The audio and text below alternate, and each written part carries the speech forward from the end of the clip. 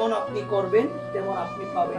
এই কথাটা হয়তো মুখে আমরা বলি, কিন্তু আমাদের বিশ্বাস হয় আপনি যদি একটু খারাপ কাজ করেন এটার জন্য আপনাকে ফল ভোগ করতে হবে। আপনি যদি একটু খারাপ কাজ করেন এটার জন্য কি ভোগ করতে হবে? মান্ডব্য ঋষির জীবনীতে দেখতে পেয়েছিলাম, মা একটু ধ্যান দিয়ে শুনে যাও।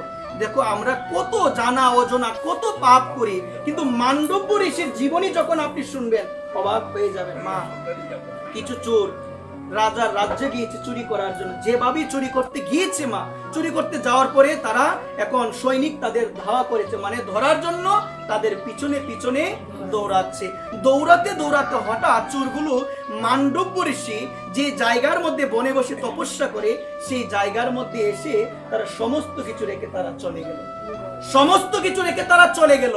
এখন কিছুক্ষণ পরে সৈনিকরা এসে দেখে এক ঋষি তপস্যা করছেন, ধ্যান করছেন, তার কাছে ওই রাজার রাজ্য থেকে চুরি করা জিনিসগুলো রয়েছে। তাকে চোর ভেবে তাকে ধরে নিয়ে গেল, কিন্তু সে তো ধ্যান করছে, সে তপস্যা করছে, তার বাহ্যিক কোনো জ্ঞান নাই। তাকে নিয়ে গেল রাজার কাছে, গিয়ে নালিশ দেওয়া হলো অমুকে চুরি করেছে।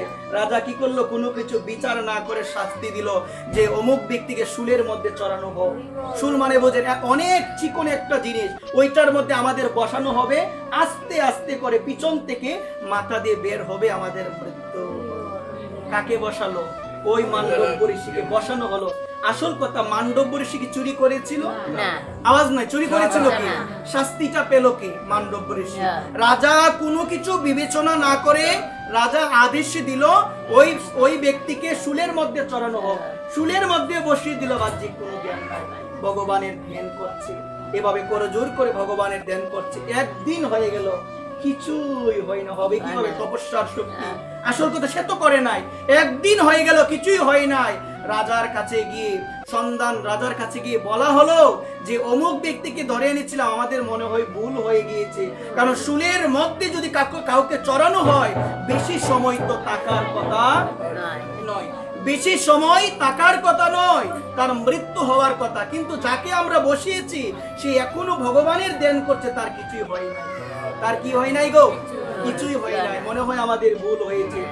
রাজা তাড়াতাড়ি করে দৌড়ে এসে ভালোভাবে তাকিয়ে দেখলো সেই ব্যক্তি হলো মান্ডব্য ঋষি। তাড়াতাড়ি করে নামানো হলো তাকে, শুল থেকে বলা হলো আমার অপরাধ হয়ে গিয়েছে। মান্ডব্য ঋষি বলেন তোমার কোনো অপরাধ হয় নাই। অপরাধ যদি হয়ে থাকে হয়েছে যমরাজের। কার হয়েছে? কারণ আমি জানি আমি আমার এই জীবনে কোনো পাপ আমি জানি আমার করা হয় নাই। যখন থেকে আমি বুঝি আমি জানি আমি কোনো পাপ করি নাই, কেন আমাকে এই শাস্তি দেওয়া হলো? তোমার সাথে আমার কোনো বুঝাশোনা নয়। আমি বুঝবো কার সঙ্গে? সাক্ষাৎ যমরাজের সঙ্গে। তার এমন ক্ষমতা ছিল, যমরাজের সঙ্গেও সে সাক্ষাৎ করতে পারত। যমরাজের কাছে গেল, যমরাজ স্বাগত জানিয়েছে, বলছেন আমি আপনার নিকটে এসেছি একটা জিনিস জানার জন্য। বলছে কি? বলছেন আমার কি এমন পাপ ছিল যার জন্য আজকে আমাকে শুলে চড়ানো হলো? যমরাজ চিত্রগুপ্তকে ডাক দিল। চিত্রগুপ্ত এসে সে খাতা খুলে দেখলো ছোটবেলায় তার যখন বয়স ৫ম বৎসর, মানে ৫ বছর তার যখন ছিল, ছোট একটা পোকা, সেই পোকার পিছন দিয়ে সে একটা ছোট ঘাস ঢুকিয়ে দিয়েছিল একবার।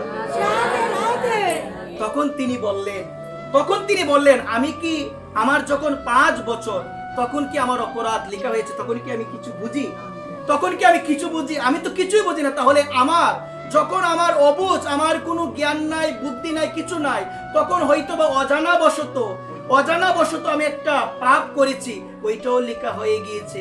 তখন তিনি রেগে গিয়ে ওই যমরাজকে অভিশাপ দিয়েছিলেন। কি অভিশাপ গো? তোমাকে জন্ম নিতে হবে, তুমি তো এই জায়গায় বসে বিচার করো, এই জায়গায় বসে তুমি সঙ্গে সঙ্গে বিচার করো, তোমাকে আমি অভিশাপ দিলাম, তোমাকে কোন কুলে? শূদ্র কুলে, মানে দাস কুলে তোমাকে জন্ম নিতে হবে। এই যমরাজ, সাক্ষাৎ যমরাজ জন্ম নিয়েছিল বিদুর রূপে। কি হয়ে জন্ম নিয়েছিল? মান্ডব্য ঋষি কি জেনে করেছিল?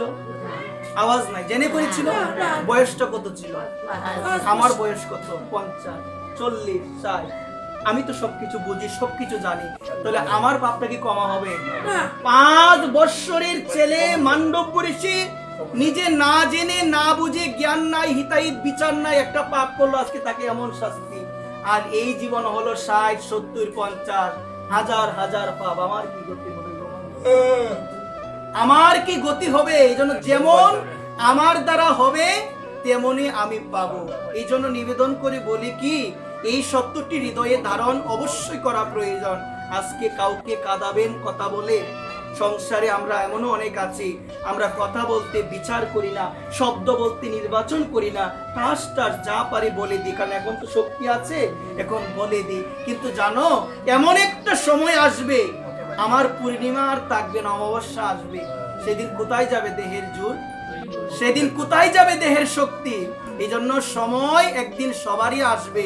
যারা যথার্থ জ্ঞানীজন, সকলের সঙ্গে ভালো ব্যবহার এবং ভগবানের নাম করে একবার, কার নাম করে? ভগবানের নাম। এই জন্য